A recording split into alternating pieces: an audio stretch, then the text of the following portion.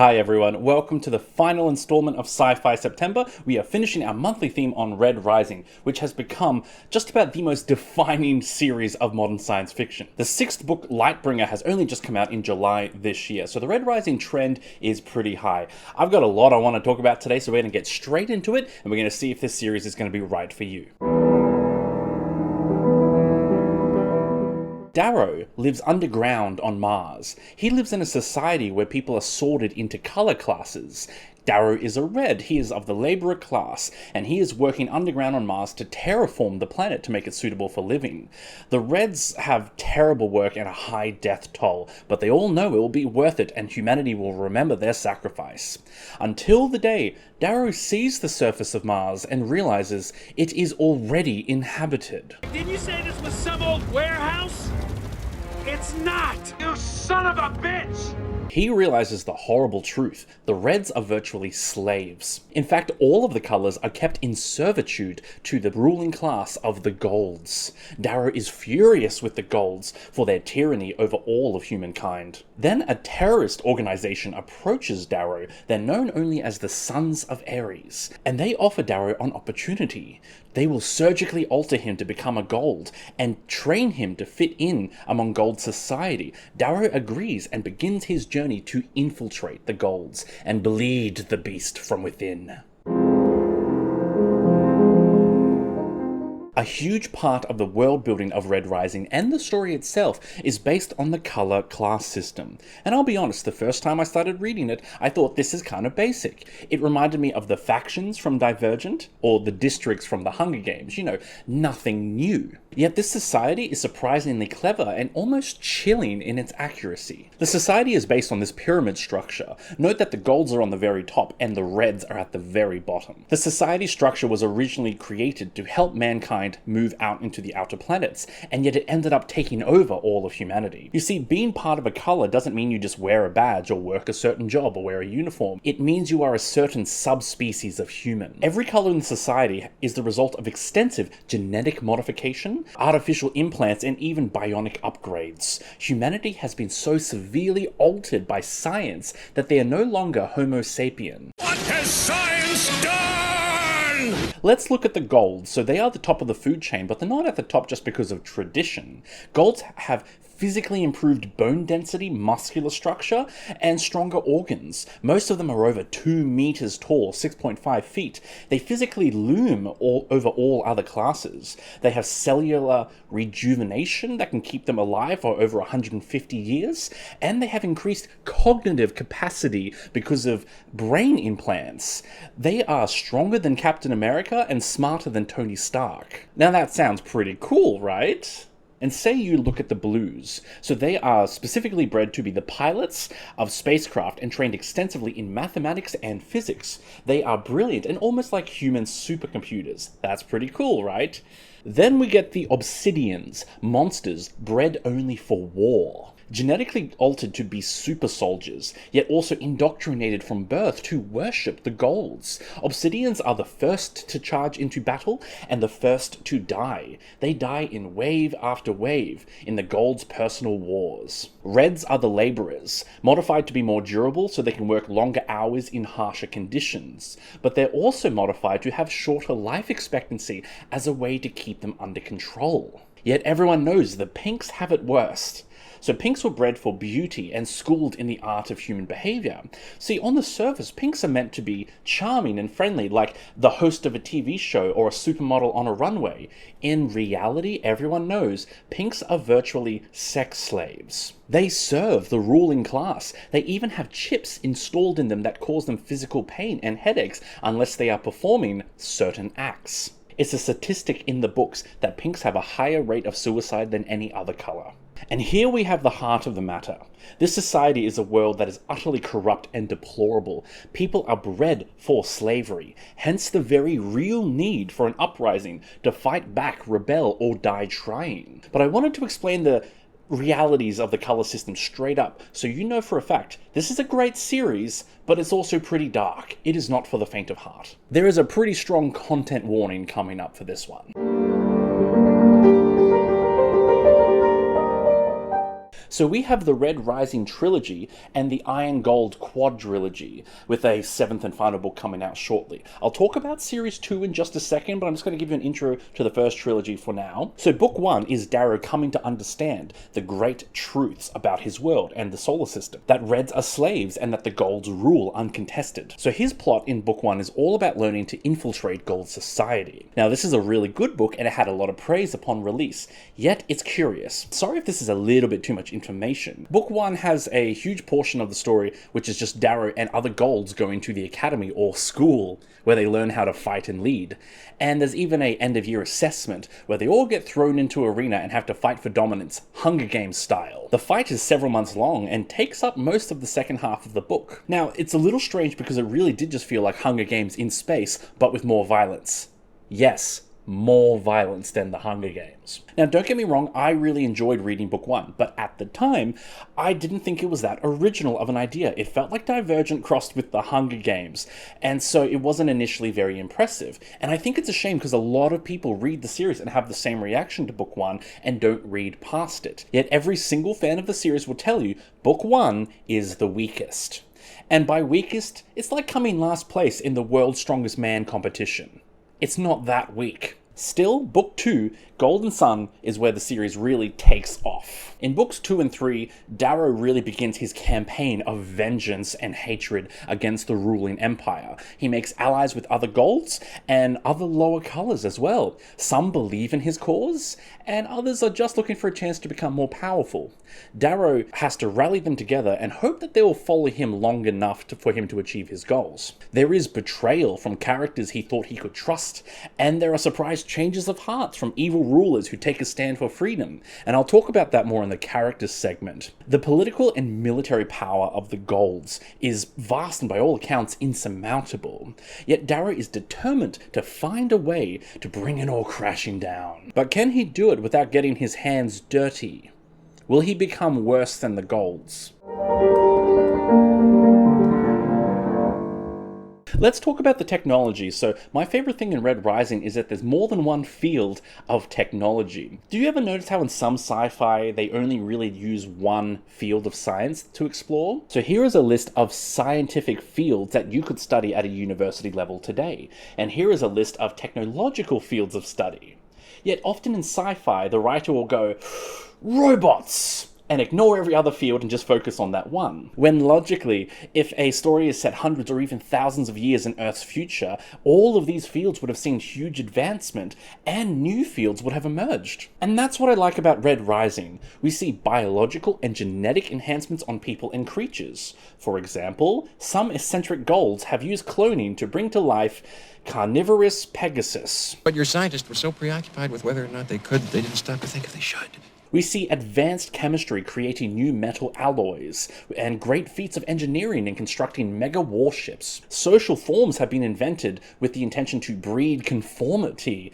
It's a little bit of everything. So when you get an action scene in Red Rising, there are multiple contributing factors. So let's say some Golds are getting into a fight. They are physically superhuman and powerful. They can take gunshot wounds and keep fighting, yet also Golds can afford mega suits with extreme physical power. They can survive a fall from just about any height or smash through steel walls.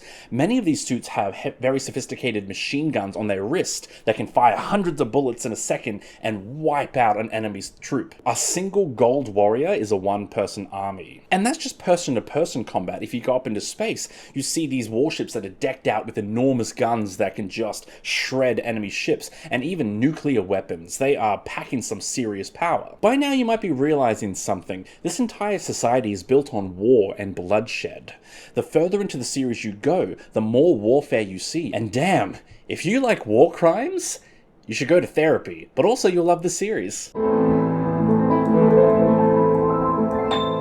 Red Rising is an extremely action-heavy series. This is a story about war, and yet at no point is it glorifying war? It's truly incredible how this balance is struck between cool sci-fi action and the horror of war. It's never like the author is saying, action's so cool, and then turns around, but war is so bad. No, Pierce Brown strikes this amazing balance by making his action scenes exciting and thrilling and tense, but always giving them a cost. And it's that cost that is so important to the story. I've said this a few times before, but if an action scene has consequence, then every future action scene has more tension because of it. Because there is a real risk of failure or defeat or a character death. So by including a cost for every action, the story gets more interesting. Yet it's more than that. The cost of every action scene shows a deeper theme for the story, which is the cost of war itself. Red Rising reminds me a lot of the story and morals of MASH. Despite Red Rising being a lot more on the front lines than MASH ever was, the big similarities are seeing the effects of war on people. If you've ever watched MASH, Hawkeye has several breakdowns through the series, probably the most severe one in the finale movie, famously one of the saddest moments in TV history. I didn't mean for it to kill it. Red Rising has a lot of the same effect. We see characters struggle with repeated extreme violence, constant exposure to life-threatening situations, and the numbness that comes from seeing so much death and horror. We can see how violence can shape a person's personality, even changing who they are. I also love how the series deals with themes of freedom and justice, but without being overly simplistic. If you think freedom in a story, you might think of Braveheart. Take our lives, but they'll never take our freedom! Something that's pretty simple, black and white, good versus evil. For too long we've been put down, ridiculed, made to wear ties, but no more! Yet honestly, freedom and justice are often more of a marketing angle that's slapped on to justify any sort of political or military action. But in Red Rising, freedom is shown quite realistically to be a pretty messy thing. So Darrow and the other Reds have been lied to for centuries by the Golds of society, and yet half of Darrow's battle is just trying to convince the other Reds that they are actually slaves. When the indoctrination of the culture and society is so prevalent, it's hard to convince people they even need freedom, or that things can be any different to how they are. So there are big themes in Red Rising, and there's more of them in Series 2, which I'll talk about further. The character work in the series is fantastic for several reasons. We see the difference between someone's outward performance and their true nature. See, Darrow is a Red in disguise as a Gold, so he meets a lot of people who appear nice and friendly and kind. So Darrow sits up with them and goes, "Hey, I'd hate to be a Red, wouldn't that be awful?" And then suddenly this nice person just spews out hatred and prejudice like you wouldn't believe. There are other characters who act so vile and tough, and yet that's just them trying to survive in this brutal society. So Darrow has to be extremely careful at judging character. He has to learn who he can trust completely and who he can only use if he hides his true beliefs from. And this plotline shows real subtlety and sophistication in the characterization and shows a deep understanding of human behavior. There is a lot of changing loyalties in this series, and that's another place where the character work really shines. So there is a war brewing between multiple factions. Some fight just for personal power, and others truly believe in the principles they're fighting for better or worse. Yet within this moral ambiguity, people change sides. So we see villains suddenly have redemptive arcs, or heroes falling from grace. And I don't mind telling you that. I don't think it's a spoiler, because it's a fact of life that Darrow is constantly aware of. Darrow knows that at any minute, his Gold allies might turn on him. Curse your sudden but inevitable betrayal. Or that maybe he can convince his enemies to become his friends. But again, this constant uncertainty of morality requires some really good characterization writing in order to pull it off, and it's done very well. Pierce Brown absolutely knocks it out of the park in this area. One last aspect of the characterization writing is the morality. So this is a violent society, and the question of morals is a significant factor in who Darrow might be able to work with. He needs people who actually have morals, and yet might be willing to break those morals in order to fight for them. Some people have no morals because they're just trying to survive, yet they would gladly fight for morals if given the chance. It is a beautifully complex puzzle that is unique for every character. So the author Pierce Brown started pretty young. He was 26 when he first published Red Rising. I'm 33 and that one hurts a little bit, yeah. Pierce Brown actually wrote 6 novels that were unpublished. He counted over 120 rejections from literary agents before Red Rising gave him his big breakthrough, and he wrote Red Rising in just 2 months. What a beast. After his breakthrough, Pierce made the most of it too. He worked hard and pushed out books at a regular schedule, keeping with 1 book a year, with a 2-year gap between the series. Now here's the interesting part. So Dark Age came out in 2019, and so we're all expecting the finale of the trilogy to come out in 2020, and then we just get radio silence. Pierce went quiet. I even started following him on Instagram at the time, just so I could be waiting for all the news. And finally, the voice from heaven speaks and he announces something. He had written 400 pages of the next book and realized he had taken the story in the wrong direction. So he scrapped all 400 pages and started from scratch. And it's unbelievable. Book 1 itself is about 400 pages, and he scrapped that much content because he had, I guess, the integrity that he wanted to publish something good and not just publish something that would sell. So that was the big reason for the delay between books 5 and 6. Pierce has said that he hopes to make those 400 pages available one day, and I would really like to read them and compare it to what we actually got so we know what was the right direction for the story. So that's why the internet's been kind of going nuts over Lightbringer. We waited 4 years for it. So there is one more book coming out. It's already titled Red God. All we know is that it's coming soon after Lightbringer. I do kind of hope that he might return to the rate of 1 book per year and pump it out in 2024, but I also respect that Pierce is very dedicated to his craft and will take as long as he needs to get it just right. Also, can we acknowledge the elephant in this room? Pierce Brown might just be the single most attractive writer I've ever seen in my life. Like, oh my god, isn't he gorgeous? He's so pretty it's kind of offensive. Doesn't it make you mad? Anyway, so 2 quick things before we talk about the latest series. So Pierce has also written a graphic novel prequel called The Sons of Ares, which is set before Red Rising. And unfortunately, I only found out about it while researching this video, so I haven't read it. But I did look it up. It's got very strong reviews all the way around, which is a very hard thing for graphic novels to do, so it speaks well of its quality. Also, Pierce did sell the film rights for a Red Rising movie. He himself was writing the script and he wrote 3 drafts of it, but unfortunately it didn't quite follow through and the rights have reverted back to him. But the script is ready to go. He has also mentioned he might turn it into a TV series, so we're hoping for an adaptation one day. Now, let's look at the Iron Gold Quadrilogy.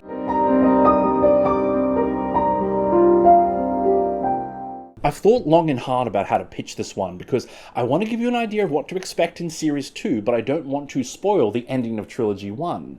So I'm going to be a little vague, but just in case you want an out, you can skip to the time here if you want to go into Era 2 completely blind of any finer plot details. 10 years after Morningstar, the Solar Republic has been deeply established on the planets of Earth, Mars, and on Luna. These bastions of freedom are beacons of hope to all the worlds of humanity.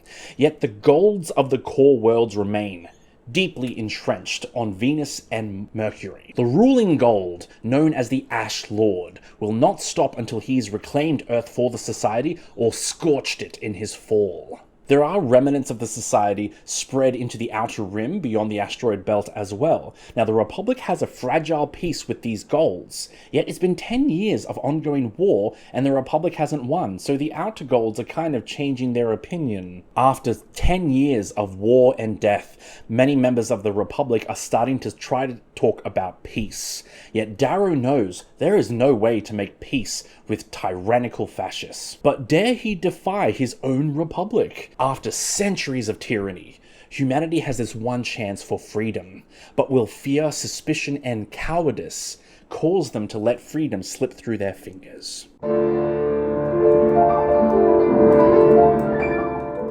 So where Trilogy 1 was all Darrow's point of view, the second series has multiple point of view characters, and it allows the story to expand in scope and size. Yet more than that, it allows us to see war from multiple perspectives. So our narrators include a frontline warrior, a world leader, a lone wolf mercenary, and even a humble civilian. And more than that. So again, this is another way where we see the cost of action, because we see all the facets of life that are affected by war. There's also more than one threat to the Solar Republic. Like, yes, as you would expect, the space Nazis are a big threat, but there are also multiple factions with their own agendas.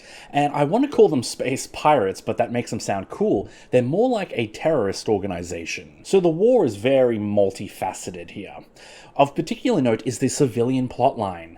As soon as I realized one of the narrators was going to be a civilian, I got a bit skeptical, because I thought this is a world with superhumans and supersuits. What possible contribution could a civilian make to the plot? But it is only a great power that can hold evil in check.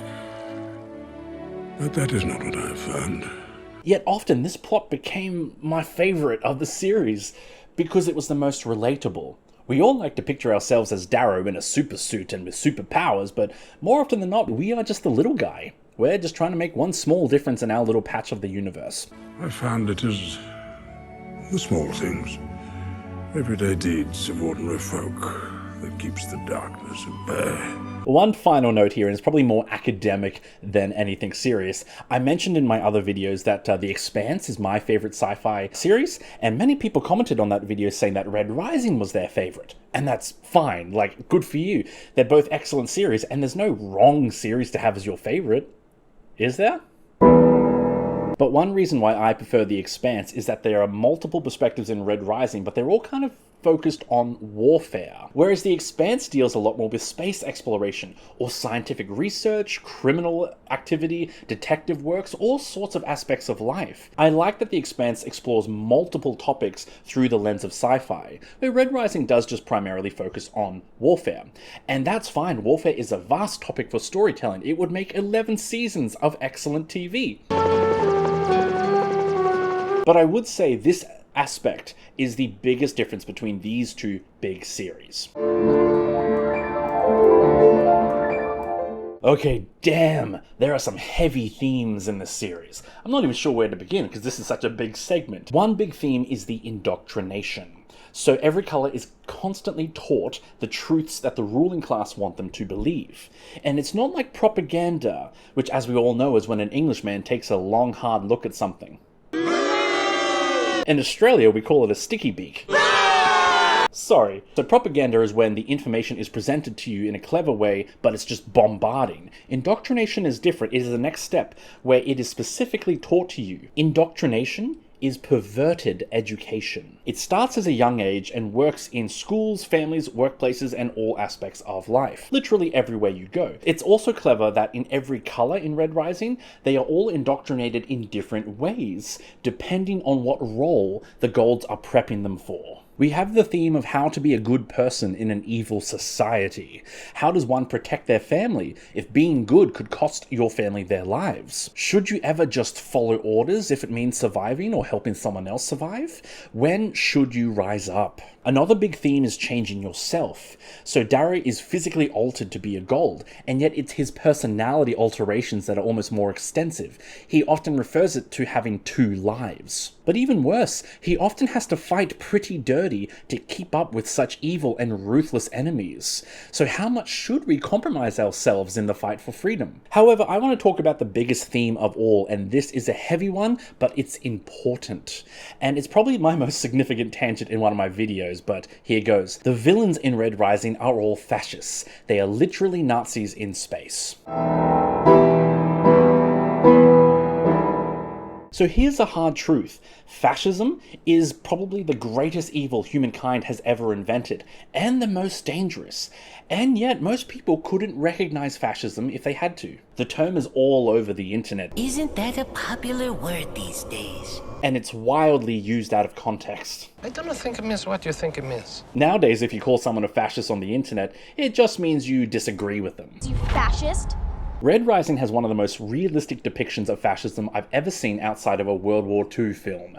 And that's just not my definition. The golds of the society are frequently called fascist by the heroes, and Pierce Brown has clearly set up the society with this form of government in mind. Yet despite the seeming obviousness of it, the people in the world often fail to recognize it or understand it. And that's one of the reasons why the fascists keep winning. So today I am going to give you a mini crash course on this very important subject. So here are 3 signs of fascism. Number 1, extreme nationalism. Fascists believe that a certain group of people are morally and ethnically superior. Usually it's based on nationality, but things like race, religion, or political leanings work too. Number 2, there is a cult of personality. So people will follow these leaders not because of their principles or the work they do or their policies, but because of their personality. Extreme charisma, presenting strong leadership, etc. And number 3, probably the most important too, mobilizing the population. In short, fascist governments don't want quiet, obedient populations. They want active and passionate populations who will work hard with devotion. They don't want sheep, they want wolves. And this is usually done by creating a great cause to work for or creating an enemy. Illegal immigrants. We need to get rid of them. Immigrants. I knew it was them. Even when it was the bears, I knew it was them. So all 3 of these things are seen very clearly in Red Rising. We have the extreme prejudice of the color class system, the personalities of the famous gold heroes, and a population that is motivated through indoctrination to work hard. And you might be wondering, how does this happen? Well, let's look at this chart over here that outlines the 5 steps to the rise of fascism. A fascist will always appear out of disillusionment, so people are sick of their government, so they cling to the new guy who promises to be different. The new guy proves they are legitimate and will make allies with other leaders. Eventually, when they hold the balance of power, they will start making massive reforms to give themselves more power. It happens little by little. So after World War II, everyone kind of knew fascists were bad, right? Many governments started putting in contingencies to make sure a fascist never got too much power. But that doesn't mean we have fixed fascism just because we've kept them out of power. In fact, they are still all out through the world waiting for their chance, and I'm not going to list examples because this video is kind of already at risk of being taken off YouTube, but there are household names who have attempted and even succeeded at doing the fascist takeover. Was it Putin? Vladimir Putin of Russia? I'd love to take that bastard down. The difference is, nowadays, they just don't call it fascism. People love what I have to say. They believe in it. They just don't like the word Nazi. That's all. A few minutes later. This is why I love Red Rising, because like all good science fiction, it gives us deep insights into human nature and profound warnings of the future. You can look deeper into the Red Rising extended lore and see how the Golds came to rule society. There is a whole backstory on their wiki page about the takeover and how the fascists literally conquered all of Earth and enslaved them for 700 years. They succeeded largely because people didn't recognize the threat until it was too late. It is a scary thought, but it's one I think we need to be aware of and confront head on whenever it appears. A good book is like a good meal, where a meal needs multiple food groups in order to fill all of your nutritional needs. A good book will have many types of people to give you a well-balanced understanding of humanity. Wait a minute. Race is a huge factor in Red Rising. It's not Earth's races, so we do have Earth's races here, but they are spread among all the other color classes. So you'll have white, black, and Asian spread through gold and through red in equal measure. But we still see the racial prejudice demonstrated very clearly in the color class system and in the pyramid structure in particular. Plenty of women in this story from beginning to end. It's curious though, in this world, people are assigned work not by their gender but by their color class. So sometimes we see women in traditionally masculine roles like soldier or working hard in the mines. Yet within the society, women are also oppressed in different ways, usually based on their color. Things like getting married as a young red in order to repopulate. Very strong Handmaid's Tale vibes. So sometimes gender is almost egalitarian, and sometimes it's just overt slavery. There is consistent LGBT representation here, with gay characters appearing in book 1, trans characters in book 2. Also, the second series has a gay point of view character as well. In fact, Red Rising has a pretty devoted LGBT following. Look at this quote from the author. "One of my favorite things about this tour has been seeing how popular these books have been with the lesbian, gay, and transgender community. It's amazing that they have found a home in these books. One reader almost made me cry. He's transgender and identifies as male, and he told me that he found a home in Severo, and feels like Severo was the friend he never had. All these lost souls in my books have connected with people, and I find it incredibly moving." Oh boy, if you haven't guessed it based on that whole segment on fascism, there's a pretty big content warning for this series. I'll give a few examples, there may be some minor spoilers here, but I gotta give you that heads up. When Darrow goes to school and he goes into that big arena to fight for dominance, almost immediately, one of his contenders starts drawing allies by using extreme acts of violence to threaten people, including torture, rape, and murder. It is shocking, and he uses it strategically to gain allies. Red Rising has a similar violence level to Game of Thrones or The Walking Dead. There's a brutal sequence of nuclear bombs killing people in gruesome fashion. There's a particularly nasty execution in Dark Age, an act known as the Blood Eagle. Think it through before you Google that, and don't go to images first. And there's the whole lives of the pink cast, the sex slaves. It isn't shown on screen, but it's a very dark aspect of the story. So, big warning here. But I also strongly encourage you to try to work through it. I know many people were turned off the first book because of the violent aspects, but this is a story that is a lot like Game of Thrones, in that it's top quality writing, but with a brutal and dark setting. So there is a lot to like about it. So the final ending has not been written as of September 2023, and we are still waiting for Book 7, Red God. But I can say that the quality of the series has been consistently awesome. The most recent 2 books, Dark Age and Lightbringer, truly shocked me in how good they were, in how ambitious and how clever the sci-fi concepts were. I may not be able to speak about the ending itself, but the ending as it stands today is top quality. So book 1 is good, but remember, the true quality appears in book 2, Golden Sun. If you're gonna read this series, you really should try to read at least 2 books to get a fair sampling. Remember, book 1 does have the violence and the brutality pretty early from the start. If you can stomach it, please try to get through further on. And let's be honest, once you get past book 2, you're going to be deeply invested and you're going to read them all because, you know, it's pretty good. Good luck and happy reading. Okay, that was my intro into Red Rising. I hope you've enjoyed it. Now, I have 2 exciting announcements today. First, we have now officially finished Sci-Fi September.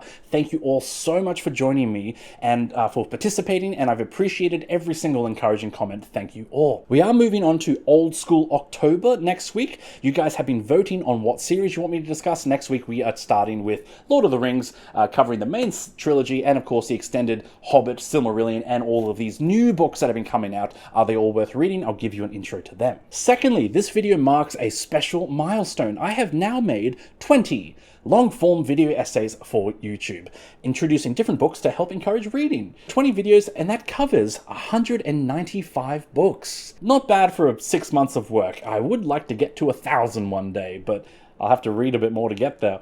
So to celebrate this momentous occasion, I'm going to do a special tour of my bookshelf. So I know people have been requesting it, and hey, if it floats your boat.